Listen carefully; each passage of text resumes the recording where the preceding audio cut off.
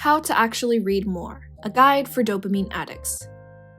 Number 1, set a doable page count goal every day. The main thing to remember is any number is better than 0. If you read 20 pages a day, you'll finish one 280-page book every 2 weeks. That's 2 books a month or 26 books a year. Whatever number you choose, the most important thing is to make sure it's sustainable. If 1 page is what can get you to actually commit, do 1. Number 2, read 2 books at once. I know what you're gonna say. Girl, I can barely read 1 book. How the hell am I gonna read 2 at the same time?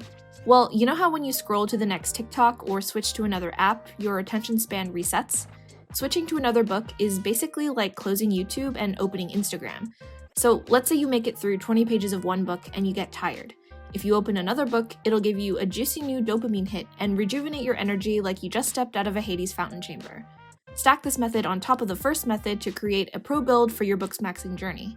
Instead of reading 1 book in 2 weeks, you can read 2 books in 2 weeks. That's about 4 books a month or 52 books a year.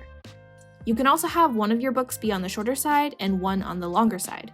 Finishing multiple shorter books while working on a longer one will prevent you from getting as burnt out as you might if both your books were super long.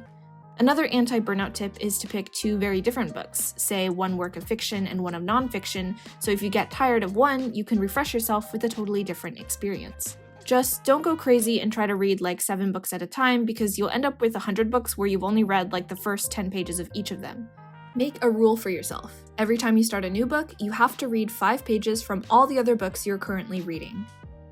Number 3, speaking of dopamine hits, gamify your reading by tracking your reading progress. The caveat for this is that intrinsic motivation is generally preferable to extrinsic motivation, and we'll talk more about that later. But sometimes you gotta use a little sprinkle of classical conditioning to get the dog salivating. There are many apps you can use to keep track of the books you're reading and your progress within each book, like Goodreads or Storygraph. When I was getting back into reading, watching the progress bar go up every time I updated my page count on Goodreads was genuinely motivational. You can also do this in a more analog way if you prefer and keep a journal to track your reading. I'd also recommend using Hank Green's app, Focus Friend, to set timers for yourself to read and earn super cute furniture for your room. Number 4, read on a Kindle if you want to read faster, and read physical books if you want to better retain information. I find that reading on Kindle makes me less distractible and more focused, and I highly recommend using Libby to borrow ebooks from your local library that you can download directly to your Kindle. On the other hand, reading physical books is a much more tactile experience, and it helps me conceptualize the story as a whole more clearly. Both these methods have their pros and cons, and it's up to you to choose what works for you or to do a mix of both like I do. However, one method I would recommend less is to read on a phone or computer screen. It's still reading, so do it if that's what works for you, but just be warned that reading on these devices generally leads to both more distraction and less retention of information. Number 5, remember why you read. Reading is such a potent form of storytelling because your consciousness is actively participating in the creation of the story. You're not just reading the story, you're literally experiencing it. You're living inside a character's consciousness, immersing yourself in another world, and exercising both your analytical and creative mind. That's a one-of-a-kind experience you can't get from doom scrolling.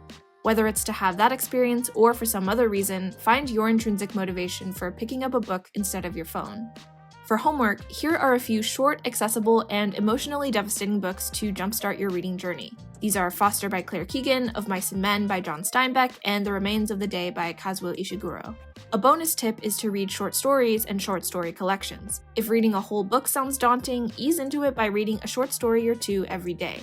In my short story starter pack, I would include Bullet in the Brain by Tobias Wolff, Diary of a Madman by Nikolai Gogol, The Garden of Forking Paths by Jorge Luis Borges, and Story of Your Life by Ted Chiang. But my recommendations aside, make sure you're reading things you actually want to read and will get value out of. And remember, tip number 1 is the most important. Just read a little bit every single day. If you can do that consistently enough, you have already succeeded in getting back into reading.